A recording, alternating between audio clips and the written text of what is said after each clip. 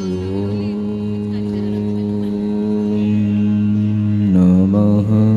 सिद्धेभ्यः। ॐ नमः सिद्धेभ्यः।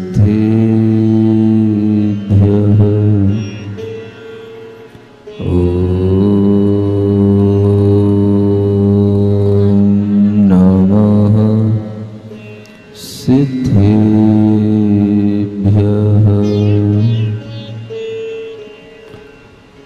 जयतस्तव पार्श्वस्य श्रीमद्भरतः पदद्वयम् क्षयं दुस्तरपापस्य क्षमं कर्तुं ददज्जयम्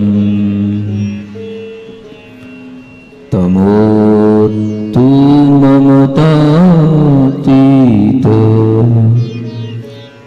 ममोत्तममतामृत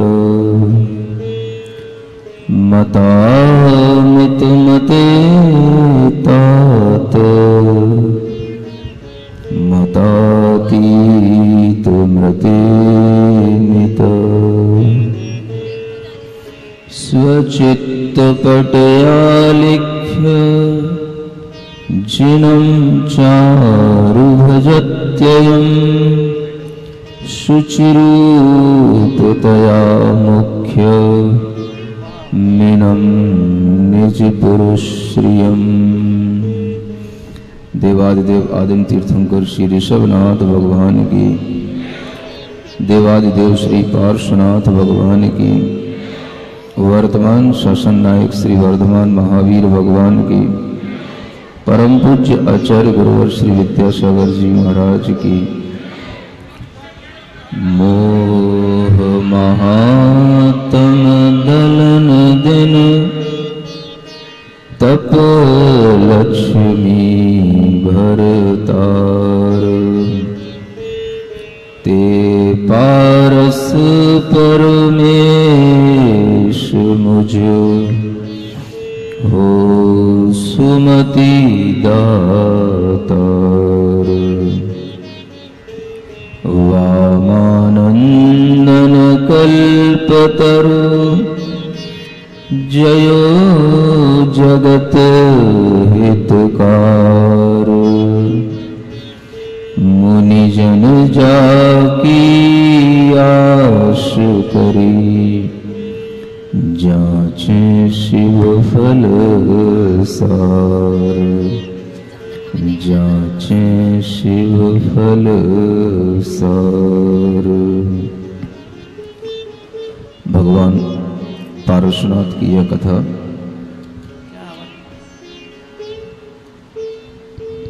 इस पड़ाव पर आ पहुंची है जब आप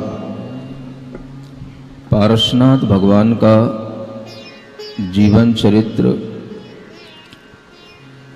जो अतीत का सुन रहे थे वह अब वर्तमान में आने वाला है। तीर्थंकरों का जन्म स्वर्ग से कहीं पर भी किसी भी उस क्षेत्र में हो सकता है जहां पर धर्म तीर्थ का प्रवर्तन होना चलता रहता है और धर्म तीर्थ की प्रवृत्ति का सुयोग्य काल जहां पर हमेशा होता है। अनेक क्षेत्र हैं जहां पर तीर्थंकरों का जन्म होता है। भरत क्षेत्र में भी होता है, विदेश क्षेत्र में भी होता है, ऐरावत क्षेत्रों में भी होता है। जहां आप बैठे हैं, जिस क्षेत्र में आप बैठे हैं, वह क्षेत्र भरत क्षेत्र कहलाता है।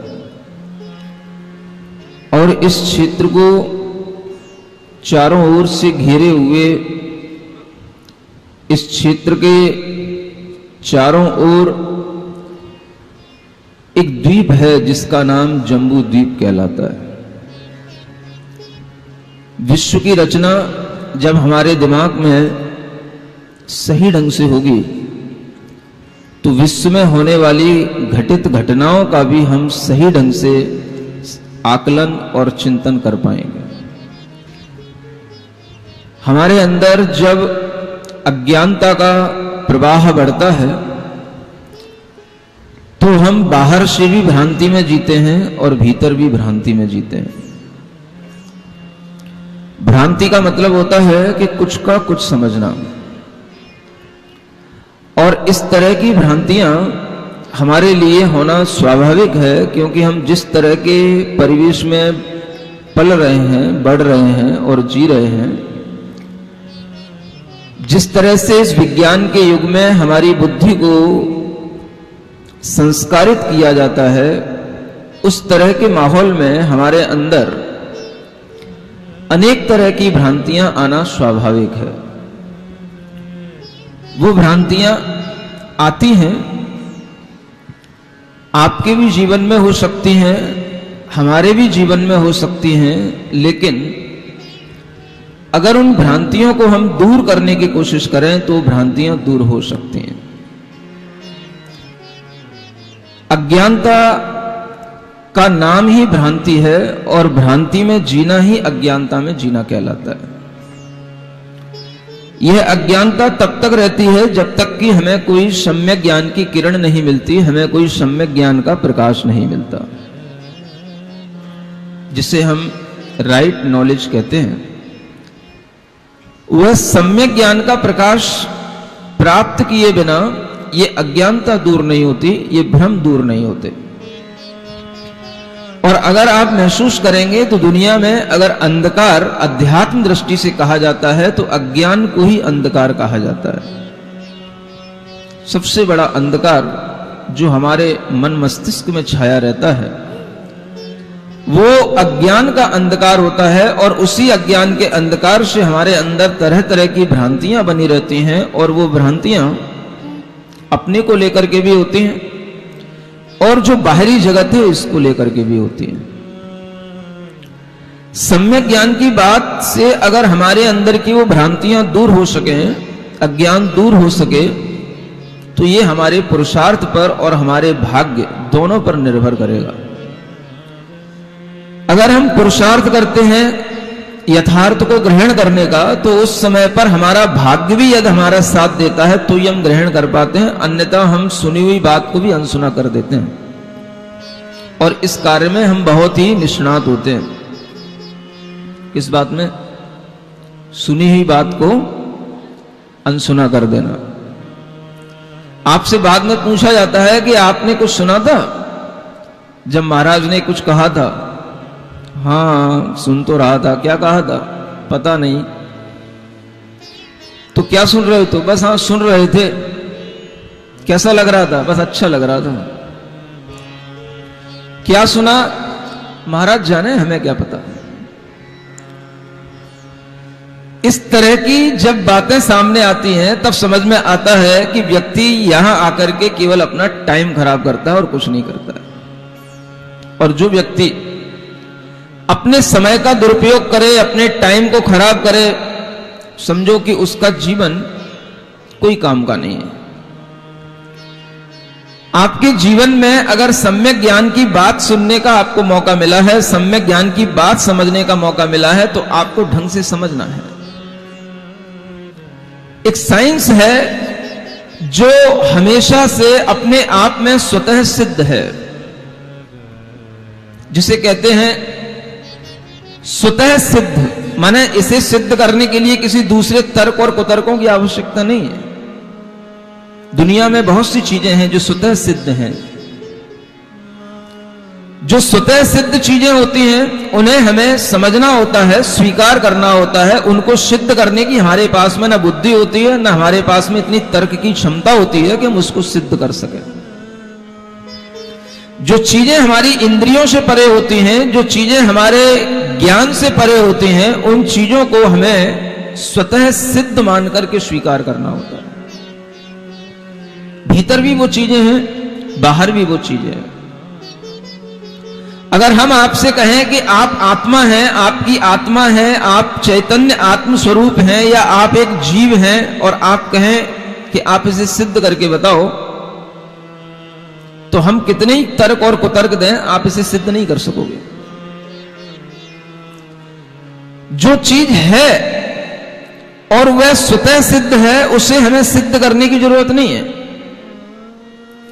लेकिन जब कोई चीजें हमारे सामने आकर के फिर से अंधकार के रूप में आ जाती हैं, भ्रांति के रूप में आ जाती हैं, हमने कभी पहले उनको सिद्ध किया हो और फिर बाद में वो हमारी बुद्धि से बिगड़ गई हो, तो उन्हें सिद्ध करने के लिए हमें कुछ फिर से तर्क और वितर्कों की जरूरत पड़ती है। इसलिए आगम में दो प्रकार की सिद्धियां बताई गई, एक स्वतः सिद्धि और एक परतः सिद्धि। स्वतः सिद्ध जो चीजें हैं वह अपनी श्रद्धा से हो जाती हैं, उन्हें सिद्ध करने की जरूरत नहीं पड़ती। पर से जो सिद्ध चीजें होती हैं उनकी प्रमाणिकता इस बात पर निर्भर करती है कि आपने जिन चीजों को पहले सिद्ध किया था, जिन्हें स्वीकार किया था, वो चीजें फिर से आपके दिमाग से छूट गई, स्मृति बदल गई, आप भूल गए, उन्हें आपसे फिर से याद करना है। तो उससे कोई याद दिलाने वाला हो या उसकी स्मृति दिलाने वाला हो तो वही चीज परतः सिद्ध कहलाएगी। लेकिन पहले तो वह चीज स्वतः सिद्ध ही होती है। आपको अपनी भी आइडेंटिटी को प्रूव करने के लिए स्वतः सिद्धि का ही सहारा लेना पड़ेगा। अगर आपसे कोई कहे कि आप एक मनुष्य हैं, तो आप कैसे प्रूव करेंगे कि आप एक मनुष्य हैं? आपसे कोई कहे कि आपका जन्म इन पिता और इन दादा के परिवार में हुआ है, कैसे आप सिद्ध करेंगे कि आपके यही पिता हैं और यही दादा हैं? सुन रहे हो? जो भी डॉक्यूमेंट आप दिखाओगे वो सब खारिज हो सकते हैं। डिबेट करने का टाइम नहीं है, नहीं तो वो भी किया जा सकता है। कोई भी सिद्धियां जो हमारे जीवन में स्वतः सिद्ध हैं, उन्हें हम स्वतः स्वीकार करते हैं और उसके लिए हमें कोई तर्क वितर्क करने की जरूरत नहीं पड़ती है कि मैं मनुष्य हूं, मैं इस परिवार का हूं, मैं यहां जन्म लिया हूं, ये मेरे दादा थे, ये मेरे परदादा थे। ऐसा बताने के लिए हम सिर्फ जानते हैं, कहते हैं। हमें उसकी सिद्धि के लिए कोई हमें डॉक्यूमेंट्स दिखाने की जरूरत नहीं, किसी जज को या किसी हाई कोर्ट को, सुप्रीम कोर्ट को। इसी तरह से जो चीजें स्वतः सिद्ध हैं वो हमारे सामने होती हैं, लेकिन जब हमारे अंदर अज्ञान का अंधकार छा जाता है तो वो स्वतः सिद्ध चीजें हमारे सामने से आ जाती हैं, और जो चीजें दूसरों के द्वारा सिद्ध की गई हैं वो हमारे सामने लाके रख दी जाती हैं। हम उस ज्ञान के प्रकाश से वंचित रह जाते हैं। पारसनाथ भगवान की इस कथा में जन्म जन्मांतरों का वर्णन सुनते हुए अनेक तरह की भ्रांतियां आपकी दूर हुई होंगी। आत्मा का जन्म एक जीवन का नहीं है। आत्मा का जन्म किसी परमेश्वर, ईश्वर या ब्रह्मा के द्वारा बनाया हुआ नहीं है। आत्मा के लिए शरीर मिलना, क्षेत्र मिलना, किसी भी तरह का संयोग मिलना, यह सब किसी ईश्वर की देन नहीं है। ये सब आपको धीरे धीरे समझाया गया है। जन्म जन्मांतरों का यह वर्णन करने का प्रयोजन ही यही है कि आपके अंदर जो तमाम तरह के रॉन्ग बिलीफ्स पड़े हुए हैं, रॉन्ग नॉलेज पड़ी हुई है, उसको जो है दूर करना और राइट नॉलेज के पाथ पर अपने को लाना। यह तभी संभव होता है जब हम इस तरह से महापुरुषों की जीवन चरित्र को, उनकी कहानी को, उसकी कथा को हम बहुत लंबे समय तक पढ़ते हैं और पूर्व जन्म के उन जीवन वृत्तांतों से वर्तमान में अपने जीवन की जब हम तुलना करते हैं, तब हमारे अंदर इस तरह का एक विश्वास बनने लग जाता है। और समय समय पर आपका वह विश्वास बनाने की कोशिश भी की गई थी। एक बार आपसे यह भी कहा गया था कि आपको जलाने वाला कौन और आपको मारने वाला कौन। सुन रहे हो? तब भी ये पिंक कलर की ड्रेस वाले सब लोग बैठे थे, मुझे जहां तक स्मृति है। ध्यान है? जलाने वाला कौन और मारने वाला कौन? बताओ, कुछ याद हो तो। धर्म और अधर्म। याद है, पढ़े लिखे बच्चे हैं, नई उम्र के हैं, स्मृति अच्छी रहती है। इसी तरह की स्मृति अगर बनी रहेगी और आपके ध्यान में जो ये बातें आती रहेंगी तो आपके भीतर से अपने आप ये मिथ्या अंधकार, अज्ञान का अंधकार अपने आप दूर होता चला जाएगा। आपको कुछ करना नहीं है, प्रकाश को बस लाने की, भीतर तक पहुंचाने की एक सुविधा बस आपको देना है और कुछ नहीं करना है आपको। टॉर्च यहां से फेंकी जा रही आपके ऊपर, सुन रहे हो? और टॉर्च वहीं फेंकी जाती है जहां पर अंधेरा होता है।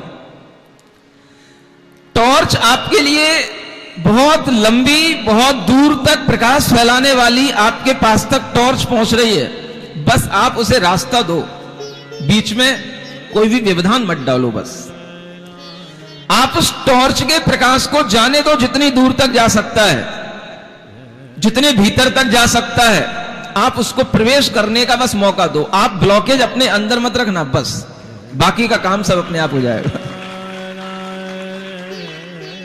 बहुत बड़ी टॉर्च है, बहुत पोटेंशियल टॉर्च है, बहुत स्ट्रेंथ वाली टॉर्च है, और इसकी जो लाइट की क्षमता है वो बहुत दूर दूर तक जाती है। ऑनलाइन भी जाती है, ऑफलाइन भी जाती है, ऐसी टॉर्च है। और इस टॉर्च के माध्यम से जो प्रकाश फैलता है उससे अंधकार हमारे भीतर का दूर होगा। बस आप अपने आप को थोड़ा सा रिलैक्स में मोड में छोड़ दो। बस रिलैक्स मोड जानते हो? टाइट मत करो मसल्स को। क्या सुन रहे हो? रिलैक्स का मतलब हाँ, ढीला छोड़ दो, बस ढीला छोड़ दो, होने दो जो हो रहा है। अपने ब्रेन को, अपने माइंड को थोड़ा सा रिलैक्स मोड में ले आओ। जैसे जैसे आपके अंदर ये रिलैक्सेशन से मसल्स, ब्रेन, माइंड ये सब जो है शिथिल होंगे, ढीले होंगे, अपने आप आपके लिए वह फुर्ती मिलेगी, वह प्रकाश मिलेगा जो आपको भीतर से एनर्जी देगा, जो आपके भीतर एक सम्यक ज्ञान की एक किरण पैदा करेगा। जैसे हम अपने आप को भीतर से अनजाने के रूप में जानते हैं, ऐसे ही हम बाहरी विश्व को भी कोई अच्छे ढंग से नहीं जानते, उसके विषय में भी हम अनजाने बने रहते हैं। तरह तरह की बातों में हम अपना दिमाग लगाते हैं, लेकिन हमें पता होना चाहिए कि इस विश्व की व्यवस्था को बनाने वाला कोई भी ब्रह्मा नहीं है, कोई भी ईश्वर नहीं है जिसने इस विश्व को बनाया है। यह विश्व स्वतः सिद्ध है, स्वतः बना हुआ है। जिस लोक में हम रह रहे हैं वो लोक भी बहुत बड़ा है, हम उसका एक पार्ट भी अभी तक अच्छे ढंग से नहीं जान पाए हैं। और उसे जानने के लिए अगर हमें ज्ञान प्रकाश की जरूरत है तो आज हमारे सामने वह प्रकाश आ रहा है, जिस प्रकाश में हम अपने अंदर के अंधकारों को, अपनी भ्रांतियों को दूर कर सकते हैं। बाहर से हम भीतर चल करके आए। जब बाहर हम सही ढंग से विश्व की रचना को जानेंगे तो हम अपने भीतर क्या घटित हो रहा है उसको भी सही ढंग से जान पाएंगे। कुछ आध्यात्मिक लोग केवल भीतर को जानने की कोशिश करते हैं, उन्हें कुछ समझ नहीं आता, विचलित हो जाते हैं, क्योंकि वो केवल भीतर को जानने तैयार हुए थे। लेकिन जब तक आप बाहर को अच्छे ढंग से नहीं जानोगे, भीतर भी कुछ ना आपको सही ढंग से जानने में नहीं आएगा।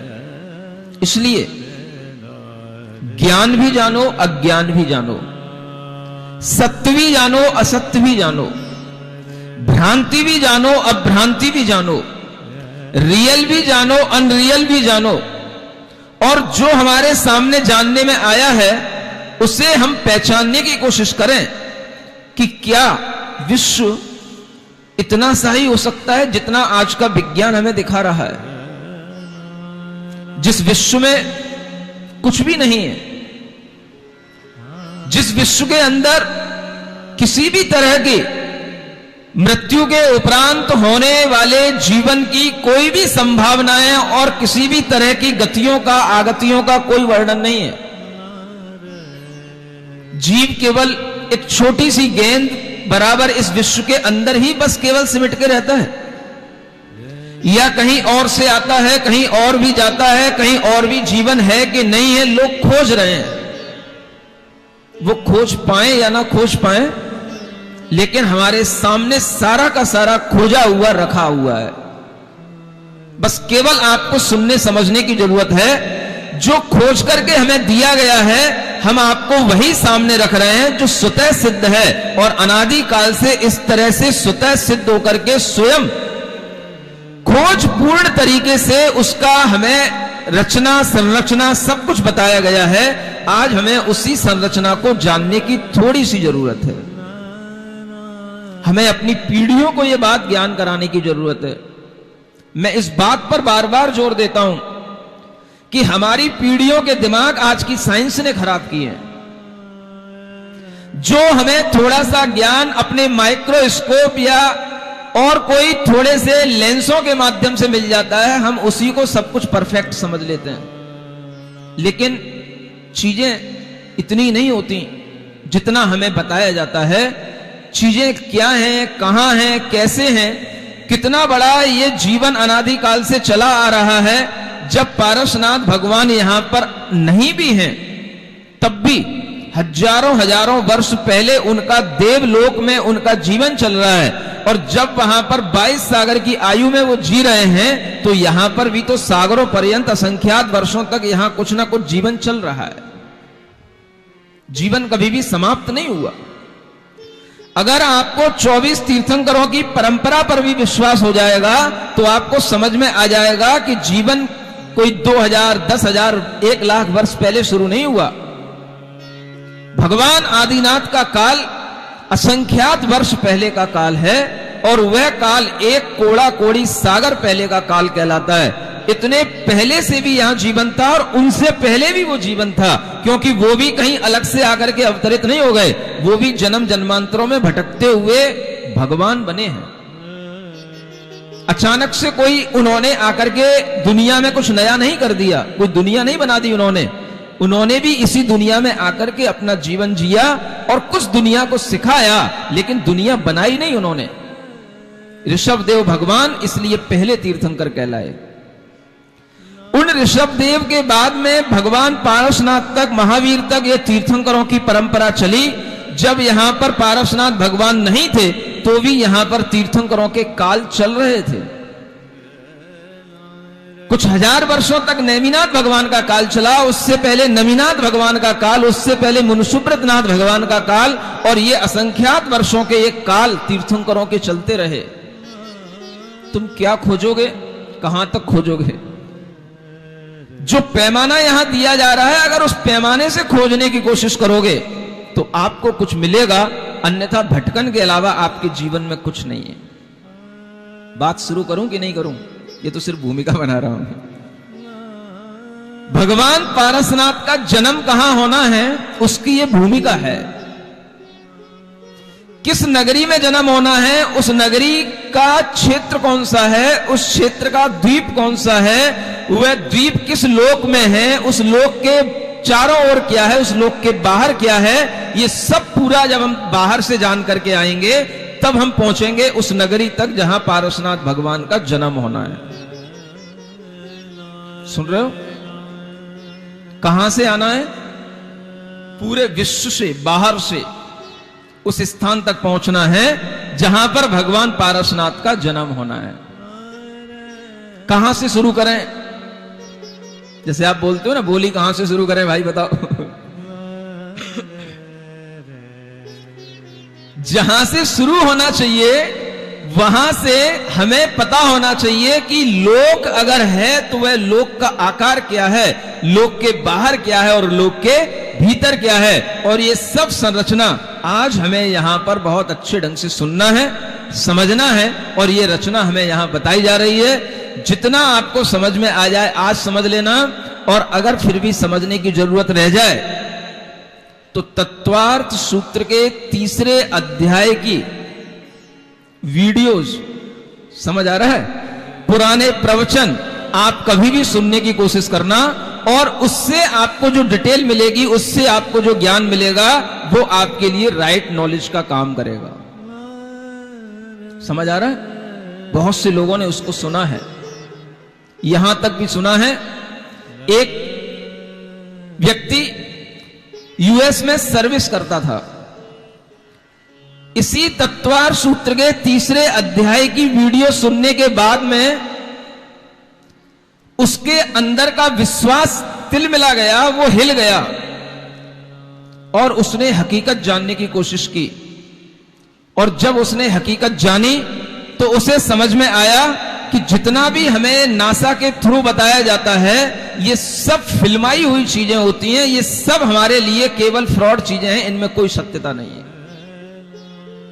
और उसका दिमाग इतना हिला कि वो यूएस से अपनी सर्विस छोड़ करके इंडिया में आ गया और आचार्य महाराज के चरणों में पहुंच करके उसने हमेशा के लिए शाकाहारी जीवन को आगे बढ़ाने के लिए अपनी टेक्नोलॉजी के माध्यम से ऐसे प्रोडक्ट तैयार किए जिसके माध्यम से वह लोगों को वो चीजें आज दे रहा है जो चीजें आप अशुद्ध खाते हो उसी के सब्स्टिट्यूट शुद्धता के माध्यम से कैसे मिले। ये प्रोडक्ट बनाने की उसके अंदर भावना आई उस तत्वार सूत्र को सुनने के बाद। सुन रहे हो? विद्यांजलि का नाम सुना होगा आपने। इन प्रोडक्ट को बनाने वाला जो व्यक्ति है वो व्यक्ति वही है जिसका मैं आपको जिक्र कर रहा हूं। और उस व्यक्ति ने सारा का सारा अपना वहां का जॉब छोड़ करके सारी कमाई इधर इस तरह से उसने लगाई और उसने आकर के बताया, अच्छा बीटेक किया हुआ व्यक्ति है और सब कुछ पढ़ा लिखा हुआ है, और उसने बताया आकर के कि ये सब चीजें हमारे बच्चों को जो पढ़ाई जाती हैं महाराज जो आपने बताई वो बिल्कुल सही है और जो साइंस बताती है सब गलत है। लेकिन कहें तो किससे कहें? समझ में आ रहा है? ये समझने की कोशिश करें आप लोग कि आप लोग जिस अंधकार में जी रहे हैं उस अंधकार में धरती भूगोल उतना ही नहीं है जितना आपको दिखाया जा रहा है। भूगोल और खगोल दोनों आपको यहां एक साथ दिखाने की कोशिश की जा रही है। शुरू कर रहे हैं भगवान पारसनाथ की यह कथा। मंगल भवन अमंगल हारी, पारसनाथ जगत हितकारी, सुख संपत सब ही घर आवे, पारस कथा भविक जन गावे, प्रथम अनंत अलोकाकाश, दशों दिशा मर जाद न जास, तू जो दरब जहान है और सुन स्वरूप गगन सब ठोर, तहाँ अनादि लोक थित जान, छीरे पाए पुरुष संठान, कटि पे हाथ सदा तिर रहे, यह स्वरूप जिन शासन कहे, पौन पिंड बैडो सरवंग, 14 राजू गगन उत्तुंग, अनाकार राजू गण ईस, कहे 343, जीवादिक 6 दरब सदीव, 300 भर्यो यथा घट जीव, स्वयं सिद्ध रचना यह बनी, ना इस करता हरता घने। क्या कहा जा रहा है? बात शुरू की जा रही है अलोकाकाश से। अलोकाकाश माने बाहर से अगर हम देखेंगे इस लोक को तो बाहर से अगर हम आएंगे तो अनंत अलोकाकाश है, चारों दिशाओं में, दशों दिशाओं में शून्य है, वहां कुछ नहीं है, सिर्फ वहां पर आकाश है। और आकाश भी एक द्रव्य कहा जाता है, एक पदार्थ के रूप में माना गया है। आकाश सिर्फ एक खाली स्थान के माध्यम से जाना जाता है और उस अलोकाकाश के बीचों बीच में 3 लोक की एक रचना है। वह रचना जो आपके सामने अगर आएगी तो ऐसी समझना जैसे आप अगर अपने हाथ अपनी कमर पर रख करके अपने पैरों को फैला करके खड़े हो जाएं तो जिस तरह की डिजाइन बनेगी वही रचना 3 लोक की पूरी रचना बनती है। और उस 3 लोक के अंदर जो आकाश है उसको लोकाकाश कहा जाता है। उसके बाहर सब कुछ अलोकाकाश है, वो अनंत है, शून्य है, वहां कोई जीव नहीं होते हैं, केवल इस लोक के अंदर ही जीव आदि द्रव्य होते हैं। और यह लोक 14 राजू ऊंचा होता है।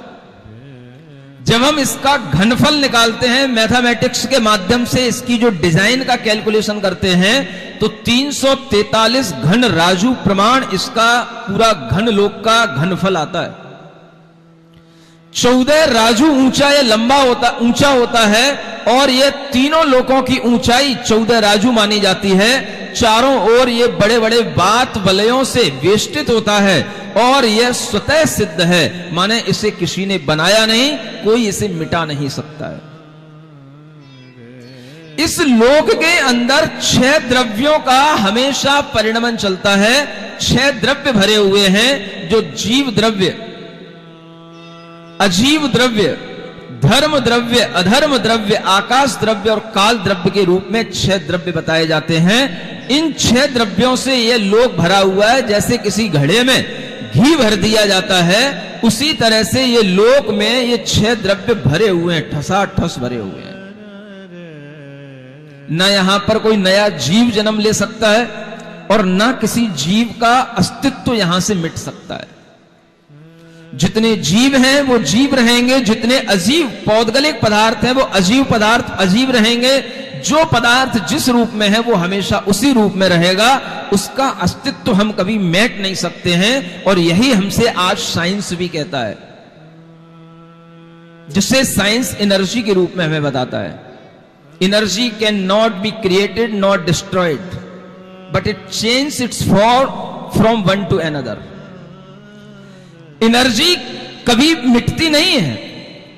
इसी तरीके से जीव आदि कोई भी पदार्थ है वो कभी मिटते नहीं है, वो केवल अपनी फॉर्म चेंज करते हैं फ्रॉम वन टू अनदर। और यही साइंस हमारे लिए आज सिखाया जाता है, लेकिन यह साइंस हमारे लिए भी उतना ऑथेंटिक नहीं है जितना ऑथेंटिक ये जैन साइंस है, क्योंकि वो साइंस में एनर्जी का कोई डिवाइडेशन नहीं है।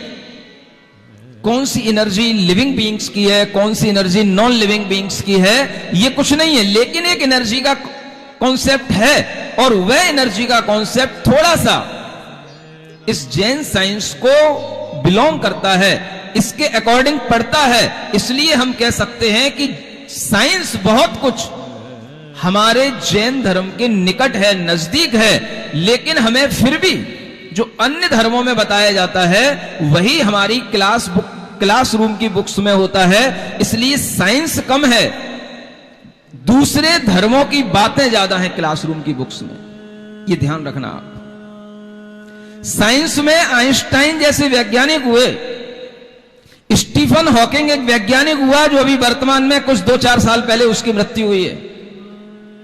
ऐसे वैज्ञानिकों ने यह बात सिद्ध की है कि इस लोक को बनाने वाला कोई ब्रह्मा नहीं है और यह लोक किसी एक व्यक्ति की रचना नहीं है, यह लोक ईश्वर ने नहीं बनाया है, यह इन वैज्ञानिकों ने लिखा है, आप पढ़ के देखना। लेकिन हमें वही सिखाया जाता है जो दूसरे धर्मों की किताबों में लिखा है। और जैन धर्म की बात अगर आती है तो वो सिर्फ इसलिए नकार दी जाती है, ये तो तुम्हारे जैन धर्म की बात है। तो भाई तुम्हारा धर्म तुम्हारा हो गया तो हमारा धर्म हमारा नहीं हुआ। अगर हमें यह सिखाया जाता है कि ब्रह्मा ने यह जगत बनाया है तो यह भी किसी धर्म की संप्रदाय की बात है, यह कोई साइंस की बात नहीं है। साइंस ने कभी स्वीकार नहीं किया है कि ब्रह्मा ने ये जगत बनाया, ब्रह्मा ने सृष्टि रची है। आप इस बात को समझने की कोशिश करें कि अगर आपके सामने कोई भी ब्रह्मा होगा, कोई भी ईश्वर होगा, तो क्या उस ईश्वर के अंदर अपने आप ये क्षमताएं कैसे आ जाएंगी जो ईश्वर अपने आप सबका लेखा जोखा रख लेगा और सब सृष्टि को बना लेगा, जीव को अलग बना लेगा, अजीव को अलग बना लेगा, और उस ईश्वर को बनाने वाला कौन सा ईश्वर आ जाएगा? उस ईश्वर को बनाने वाला कौन होगा? वो जब आया तो ईश्वर के आने से पहले क्या था? यहां कुछ नहीं था। पहले ईश्वर का अवतार हुआ, फिर बाद में सृष्टि का अवतार हुआ। ये कैसी बात है? सोचो, दिमाग से सोचो। अगर आपके लिए यह बात समझ में आ जाए कि यह अनादि काल से चली आने वाली स्वतः सिद्ध चीजें हैं, ना हमारे जीव को कोई बना सकता, ना हमारे शरीर को कोई बना सकता, हम खुद अपने कर्मों से बनते हैं और अपने ही कर्मों से बिगड़ते हैं, मिटते हैं, बीच में कोई दूसरी ईश्वर की सत्ता हमारे जीवन में कोई इंटरफेयर नहीं करती। तो समझ लेना कि इस टॉर्च की लाइट आपके अंदर पहुंच गई है। पहुंची कि नहीं पहुंची? पहुंचने दे रहे हो कि नहीं पहुंचने दे रहे हो? यह बात जब आपके दिमाग में आएगी तब आपको आगे की बातें समझ में आएंगी। हर द्रव्य माने हर पदार्थ अपने आप में स्वतः सिद्ध है, लेकिन उसमें परिणमन होने में अनेक कारण हैं, और जैसा उसमें चेंज होता रहता है, उसका परिणमन होता रहता है, वैसा ही वह उसी रूप में हो जाता है। और यह द्रव्य की स्वतः संत सिद्धि इसकी अपने आप चलती रहती है, इसे बीच में कोई भी डिस्टर्ब करने वाला नहीं है। हर जीव कहीं ना कहीं जन्म ले रहा है, कहीं ना कहीं मर रहा है, उसे जन्माने वाला और मारने वाला अपने कर्मों के अलावा और कोई दूसरा भगवान नहीं होता है। इसी को आगे पढ़ना है। मंगल भवन अमंगल हारी, पारसनाथ जगत हितकारी। दर्भ दृष्टि सो ध्रव्य स्वरूप, पर जय सो उत्पत क्षय रूप। जैसे समुद्र सदा तिरला से, लहर न्याय उपजे अरुण से। देखिए, हर द्रव्य हर पदार्थ स्वयं अपने द्रव्य की अपेक्षा से नित्य है, और अब उसके अंदर जो चेंज हो रहे हैं, जो पर्याय हैं, वो बस बिगड़ती हैं, उनका क्षय होता है। मान लो आप बैठे हैं, आप यहां उत्पन्न हुए, आपका जीवन बचपन से लेकर के इस उम्र तक आया, अनेक तरह की आपने परिणतियां चेंज की, अनेक तरह की पर्याय आपकी निकल गई। इसी को पर्याय बोलते हैं, जो आप पीछे छोड़ आए हो। एल्बम में देखते हो, पहले मैं छोटा था तब कैसा लगता था, विवाह हुआ था तब कैसा लगता था, अब ये शकल देखो कैसी हो गई है। समझ आ रहा है? इसलिए लोग फोटो बना करके रखते हैं, पास्ट टाइम के फोटो देखते रहते हैं। वो सब पास्ट टाइम की क्या है? वो पर्याय हैं। पर्याय छूटती जाती हैं, लेकिन आप वही हो जो आप जन्म के समय पर थे, जो आप जन्म से पहले थे और जन्म के बाद थे, वही आप निरंतर आगे बढ़ते चले जा रहे हो। द्रव्य वही है, बदल क्या रहा है? पर्याय बदल रही है। बस यही एक बहुत बड़ा सिद्धांत है जो आपको समझना है। यही यहां पर समझाया जा रहा है कि जैसे समुद्र एक ही रहता है, लेकिन उसमें लहरें नई आती हैं, पुरानी चली जाती हैं, उसी में उत्पन्न होती हैं, और लहरें उसी में जन्म लेती रहती हैं, ऐसे ही हमारा आत्मा वही है। मनुष्य में बचपना था, युवा हो गया, वृद्ध हो गया, आगे भी कुछ होगा, लेकिन आत्मा जीव वही रहेगा। उसकी केवल पर्याय परिणतियां चेंज होती चली जाती है। अगर इतना समझ में आ जाएगा तो आपको हर द्रव्य और हर पर्याय का ज्ञान होने से समझ लेना कि आपने बहुत बड़ा जैन सिद्धांत का अध्यात्म समझ लिया, आपने जैन दर्शन की मुख्य रीढ़ समझ ली। द्रव्य और पर्याय का ज्ञान सुन रहे हो? आपके यहां आगरा के जो विद्वान हुए हैं, वो हमेशा ये द्रव्य और पर्याय की चर्चा करने वाले रहे हैं।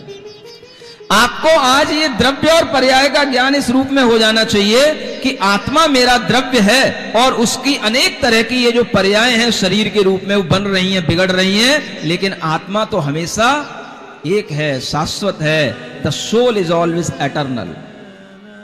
आत्मा कैसा है? शाश्वत है।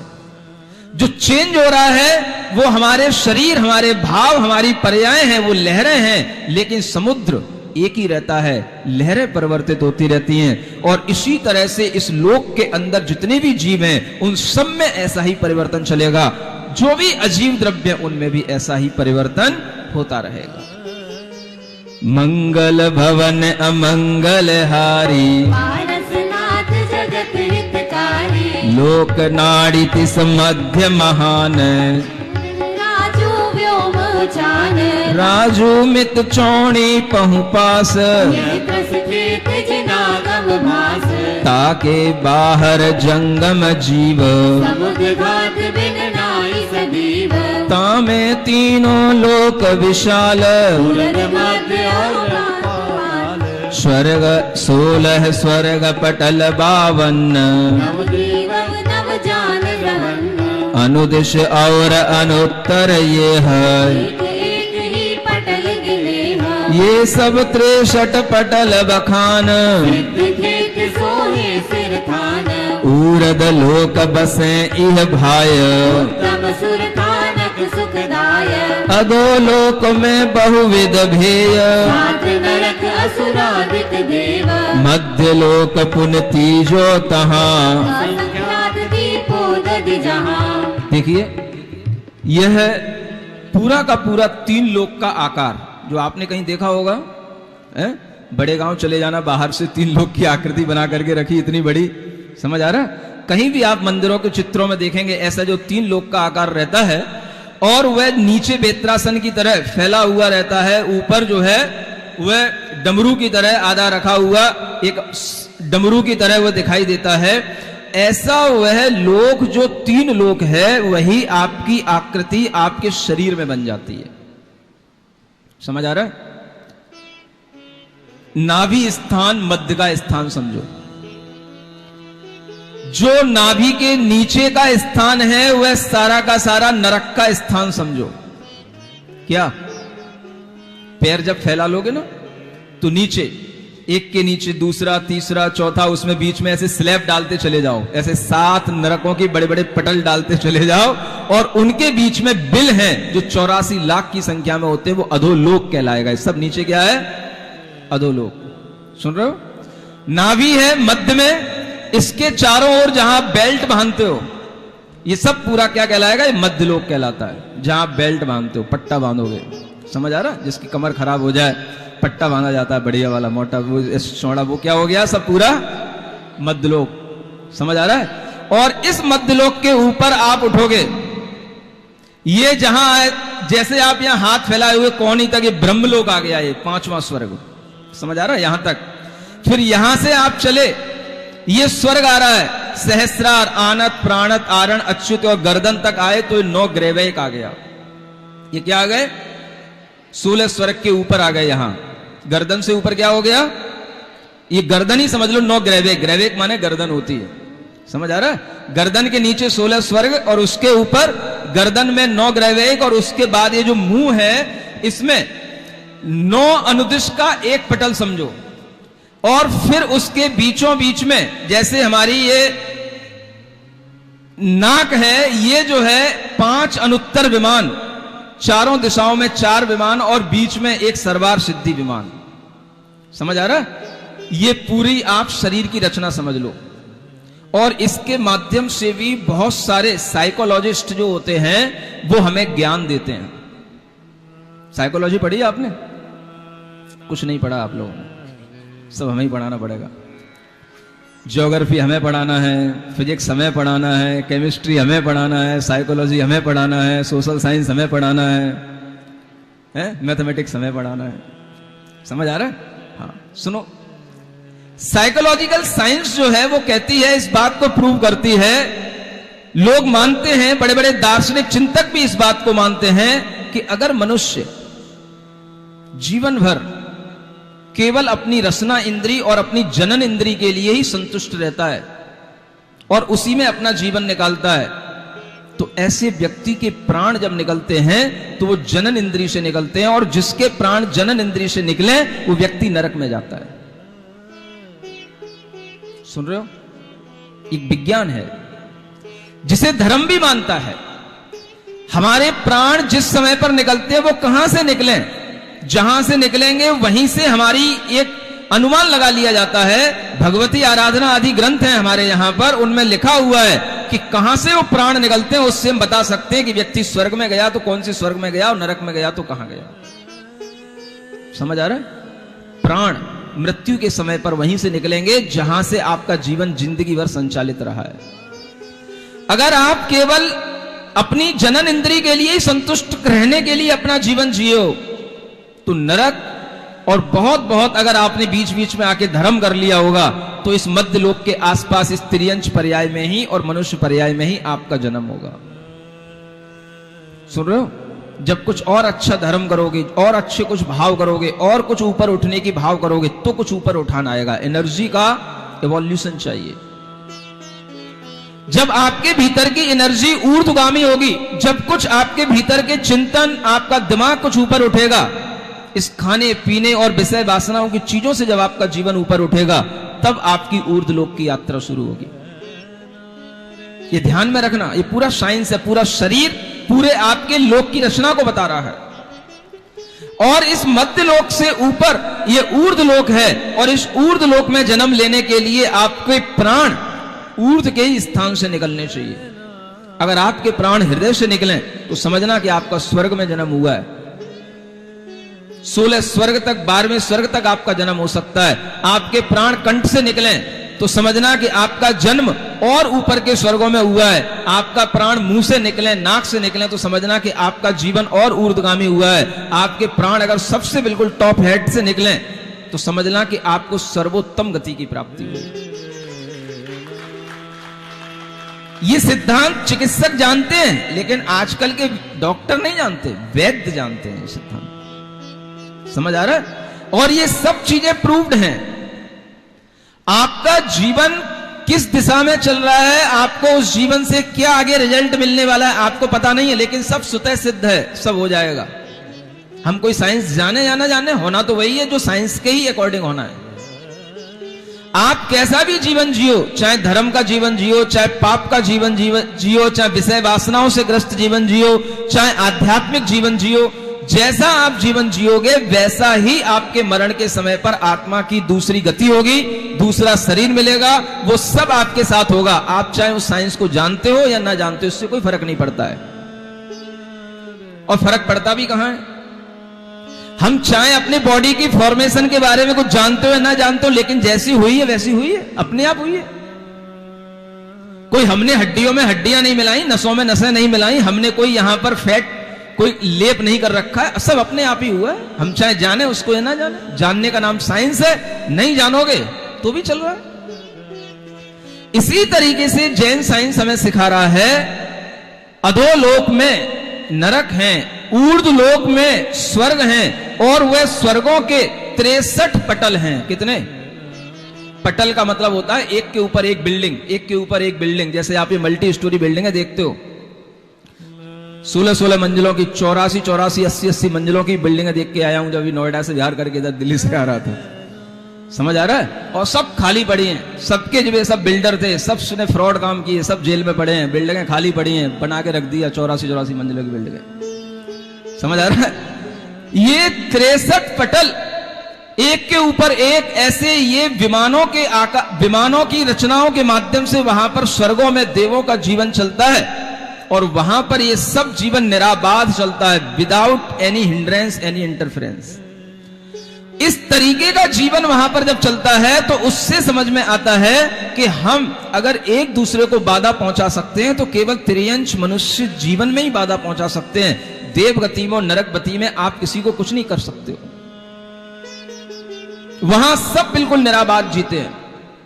और ऐसे इस अधोलोक में सिर्फ इतना कह करके छोड़ दिया कि 7 नरक हैं, इनकी डिटेल जानना हो तो अब आगे जो आने वाला टाइम है 10 लक्षण धर्म के दिनों का, उसमें अगर आओगे तो इसमें डिटेल बताई जाएगी। अभी तो आपको एक कॉमन सिलेबस के रूप में एक सब चीजें छोटी छोटी सी बताई जा रही हैं। समझ आ रहा है? मध्य लोक में क्या क्या है जो हमें केवल मध्य लोक छोटा सा दिखाई देता है, ये 1 लाख योजन की ऊंचाई वाला है। कितना?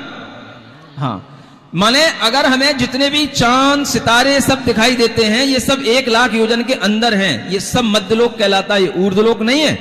इसके ऊपर सुमेरु पर्वत है, और सुमेरु पर्वत की हाइट के बाद में ऊर्ध्वलोक शुरू होता है। इतना जानना जो यहां पर आगे बताया जा रहा है। मंगल भवन अमंगल हारी, पारसनाथ जगत हितकारी, सुख संपत सब ही घर आवे, पारस कथा भविक जन गावे, तिन में शोभावंत सुहात, जम्बूदीप जगत विख्यात, लक्ष महायोजन विस्तार, सूरज मंडल की उनहार, वज्रकोट जिस ओट अभंग, परिमित जोजन 8 उतंग, चारों दिश दरवाजे 4, जिनके नाम लिखो अवतार।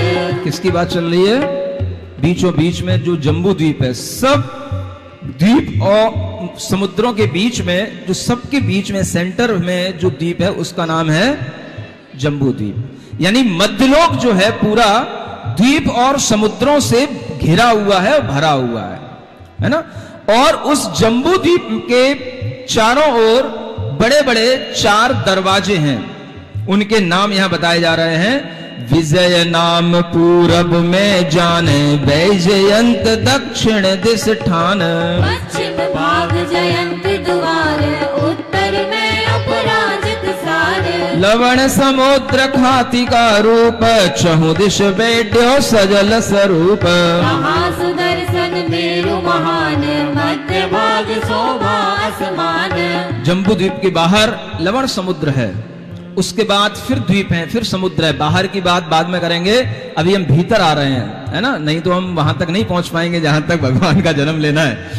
वह जम्बू द्वीप के अंदर जो 1 लाख योजन विस्तार लिए हुए, ऊंचाई लिए हुए सुमेरु पर्वत है, वो जम्बू द्वीप के बीचों बीच में खड़ा है, सेंटर में। कोई भी आप एक गोला बनाए, उसका जो सेंटर पॉइंट होगा, उस सेंटर पॉइंट को ही समझें, वह हाइट को लिए हुए 1 लाख योजन की हाइट लिए हुए वो सुमेरु पर्वत है। और उस सुमेरु पर्वत के आसपास भी बहुत वैभव है, बहुत क्षेत्र हैं। और वहीं उसी जम्बू द्वीप के अंदर भरत क्षेत्र है। उसी जम्बू द्वीप में सुमेरु पर्वत के दोनों ओर विदेह क्षेत्र होते हैं, और उधर सुमेरु पर्वत के दूसरी ओर ऐरावत क्षेत्र है, जिसे हम उत्तर भाग कहते हैं। और इधर दक्षिण की ओर भरत क्षेत्र होता है, जिसे हम दक्षिण की ओर का भाग कहते हैं। और ये गोले के अंदर अगर एक बॉटम पर एक चाप बनाया जाए, कर्व, तो उस तरह की जो रचना बनती है, बस उतनी सी रचना का नाम भरत क्षेत्र है। लेकिन उसके अंदर भी क्या क्या होता है, ये आपको यहां थोड़ा सा आपको जानकारी दी जा रही है। अति उतंग लख सूजन सोय, ऋजु विमान जाऊ पर होय। तन में ऊंचो यहे, दीर्घ उठाई कि नोएम कहे। करे कौन गिर मेरी रीश, जिन पति नौन होय मुझ शीश। चारों दिस चारों गजवंत, नील निश्चित सोलग महंत। 6 कुल पर्वत बड़े बियार, पूरब पश्चिम दीर्घ सार। 8 महागिर दिग्गज नाम, मेरु निकट आठों दिस धाम। कनक वरण 16 वक्षार, महाविदेह विषय 26 कंचन गिरी से परवान, सीता सीतोदा तट थान। कुरुभूमाहि जमक गिरि चार, नील निषद के निकट निहार। 4 नाभिगिर मिथ्या न्याय, मध्यम जगन भोग भूमाहि। कुरुभू विजयारत पर्वत 34, इतने ही वृषभाचल दीश। मधिखंड नहीं बेबाती, जहाँ नाम लिखे। यो गिरिदीप विषय वर्णय, 11 अधिक 1 शोभय। भद्रसाल बन 2 सुबास, पूरब अपर मेरु के पास। बहुत तरह तरह के पर्वत, कितने सारे पर्वत के नाम बताए गए। मुख्य मुख्य पर्वत हैं, समझ आ रहा है। ये जो आपके गिनने जाने वाले पर्वत हैं, इनकी कोई गिनती नहीं है।